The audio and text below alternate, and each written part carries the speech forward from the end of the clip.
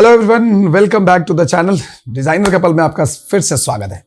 तो आज की जो ये वीडियो होने वाली है, मैंने पिछले वीडियो में कहा था और मुझे कुछ लोगों ने ये भी कहा था कि सर मुझे बताना, मुझे कमेंट भी किया था कि सर यार घर रेंट पे लूं या फिर खरीदने का प्लान करूं, क्या करूं।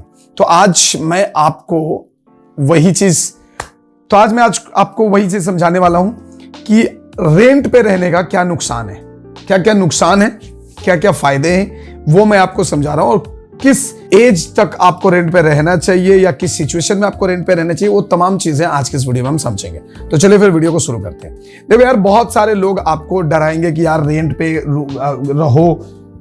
जो होशियार लोग होते हैं वो रेंट पे रहते हैं, पैसे इन्वेस्ट करो, इस म्यूचुअल फंड में डालो, ये SIP में डालो, ये वो फलाना ठिकाना, बहुत सारी चीजें बताएंगे।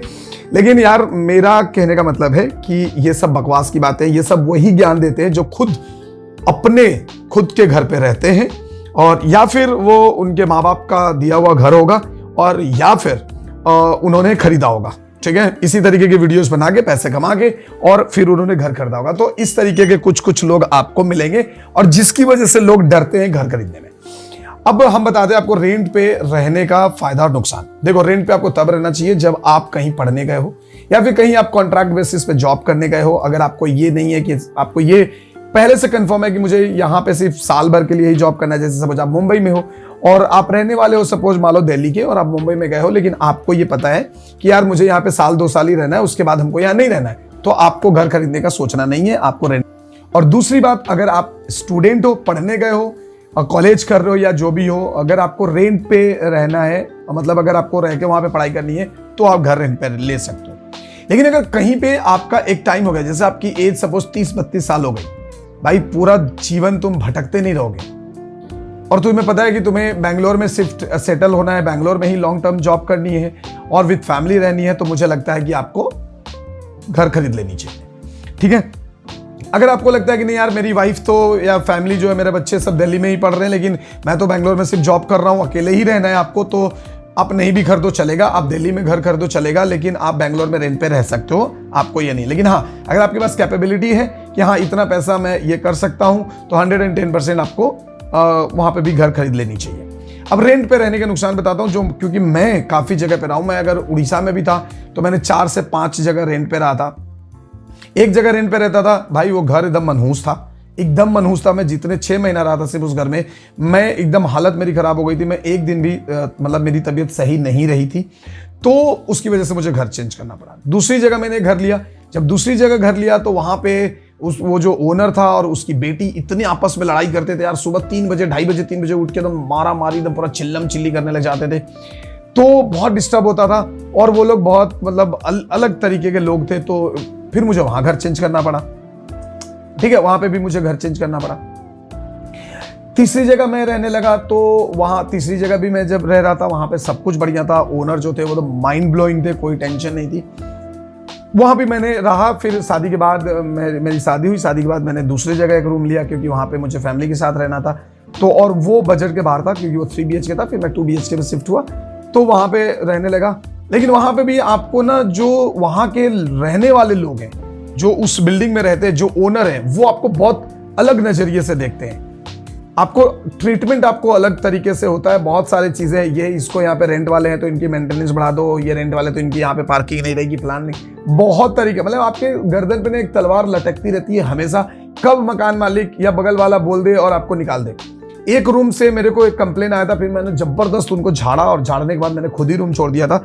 वहां पे क्या होता, बगल वाली जो फैमिली थी उन्होंने कंप्लेन करा था, क्योंकि मेरे रूम में क्या होता था, मेरे स्टूडेंट्स आते थे और वो स्टूडेंट्स भी उसी बिल्डिंग में रहते थे, तो उन लोगों ने कंप्लेन करा था कि यहाँ पे बहुत सारे लड़के लोग आते हैं फलाने ढिकाने, जबकि कुछ नहीं था भाई। हम लोग पढ़ाने वाले लोग, हम लोग टीचर, ठीक है, हमारा और मेरा कोई ये सब धंधा नहीं रहता है कि मैं ये सब टाइम पास करने के लिए मेरे पास टाइम नहीं होता है। मैं हमेशा अपने काम में बिजी रहता हूँ। मेरे स्टूडेंट्स आते थे, वो भी 2 स्टूडेंट्स थे जो उसी बिल्डिंग में रहते थे, वो लोग आते थे इस बिना पे कि इनके घर के सामने बहुत सारा चप्पल देखा है मैंने, तो इसके घर में, ये घर में 2 लोग नहीं, 3 लोग नहीं, बहुत सारे लोग रहते हैं। भाई मेरा खुद का 4 चप्पल था। एक और फ्रेंड था, उसको जूते का इतना शौक था कि पूछो मत, उसके 6-7 जूते रख रखे थे उसने। कहाँ रखूंगा मैं, घर में माथे पे रखूं? तो बहुत सारी चीजें होती है जो आपको मतलब ना एक टॉर्चर जैसा फीलिंग होगा। अगर आप रेंट के रूम में रहोगे तो आपको एक टॉर्चर जैसी फीलिंग होगी।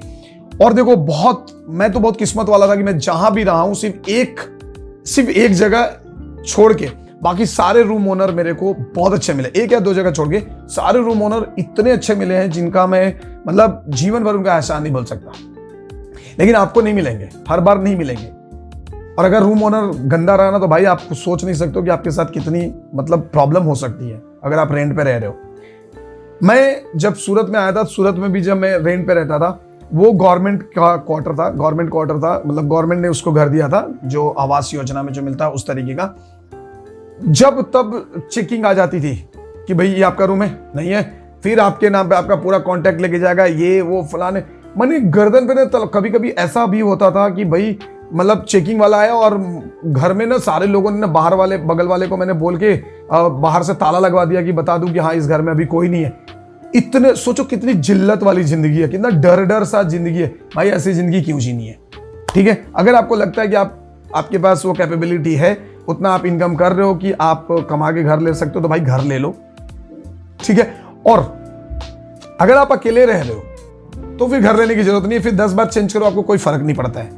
लेकिन अगर आप फैमिली के साथ रह रहे हो, आपका एक छोटा बच्चा है, आप बार बार घर चेंज नहीं कर सकते, आप पागल हो जाओगे। लोगों को लगता है अरे यहां नहीं मिला वहां मिल जाएगा, यहां से छोड़ के वहां चल जाऊंगा। भाई घर शिफ्टिंग में क्या प्रॉब्लम होता है ना, वो मुझे पता है और उन तमाम लोगों को पता है जो रेंट पे रहते हैं। तो इसलिए मेरा आप लोगों से रिक्वेस्ट है कि आप अनर्गल बातें यूट्यूब पे, इंस्टाग्राम पे ऐसे लोगों की शॉर्ट्स वगैरह मत, रील्स वगैरह मत देखें। ये सिर्फ और सिर्फ आपको डीमोटिवेट करेंगे। एक दिन का मैंने देखा था, मैं उसकी वीडियो सेव करना भूल गया, उसका देखा था, उन्होंने वो बोल रहे थे कि अरे अपना घर बोलकर कोई चीज ही नहीं होता है। और भाई साहब खुद आलीशान घर में रहता है और अपना घर बोल के कोई चीज नहीं होता है। कुछ भी यार, मतलब बेवकूफों की कमी नहीं है। और ये बेवकूफ नहीं, ये बहुत होशियार लोग हैं। ये आपके इमोशंस के साथ खेलते हैं और आपके इमोशंस के साथ खेल के वो अपनी वीडियोस पे व्यू बटोरते हैं और व्यू से पैसा आता है और पैसा से फिर एक घर से दो घर, दो घर से चार घर ये करते रहते हैं। वो शानदार गाड़ी में घूमेंगे लेकिन आपको कभी गाड़ी नहीं खरीदेंगे। कभी आपको वीडियो देखने को मिलेगा लोन के चक्कर में ना पड़े, कार को लोन पे ना ले। भाई कितने परसेंट इंडिया में लोग हैं जो घर कैश में खरीदते हैं? कितने परसेंट लोग हैं जो गाड़ी कैश में खरीदते हैं? तो इसका मतलब कि जिसके पास कैश में देने के लिए नहीं है वो नहीं दे क्या यार, कुछ भी। तो ये बकवास की बातें, इन सब चक्रों में ना पड़ो। तो रेंट पे रहने के बहुत सारे नुकसान है। फायदा तभी है जब आप अकेले रह रहे हो और आपका कुछ फिक्स नहीं है, तो अब आप रेंट पे रहिए। लेकिन अगर आप फैमिली के साथ रह रहे हो तो मेरा मानना है कि एक सर्टेन एज के बाद आपको कहीं ना कहीं सेटल हो जाना चाहिए। और अगर आप सेटल नहीं होंगे तो आपको प्रॉब्लम फेस करनी पड़ेगी। घर शिफ्ट करना बहुत बड़ा हेक्टिक चीज है भाई। ये दर्द सिर्फ उनको पता है जो रेंट पे रहते हैं। तो आप बेवकूफ़ों के चक्कर में ना पड़े। अगर आपको लगता है कि अब आप उस काबिल बन चुके हो कि आप अपना घर खरीद सकते हो तो भैया घर खरीद लो। अपने औकात के हिसाब से खरीदो यार। ऐसा मैं नहीं कहता कि आपका इनकम है महीने का ₹1,00,000 का और आपने 5 करोड़ का घर खरीद लिया तो फिर वो प्रॉब्लम आ सकती है। तो फाइनेंशियल थोड़ा सा को समझना है, समझ के आप अपना घर खरीद सकते हो। रेंट पे रहने के जो फायदे नुकसान थे वो मैंने आपको बता दिया। उम्मीद है कि आपको वीडियो अच्छी लगी होगी। अगर वीडियो अच्छी लगी है तो वीडियो को लाइक करें, चैनल पे नए हो तो सब्सक्राइब करके वीडियो को शेयर कर दो उन तमाम लोगों के साथ जो लोग रेंट पे रहते हैं, ताकि उनके अंदर भी एक मोटिवेशन आए और वो भी अपना खुद का घर खरीद सके। मिलेंगे नेक्स्ट वीडियो में, तब तक के लिए बाय बाय, टेक केयर। हंसते रहिए, मुस्कुराते रहिए और देखते रहिए डिजाइनर का।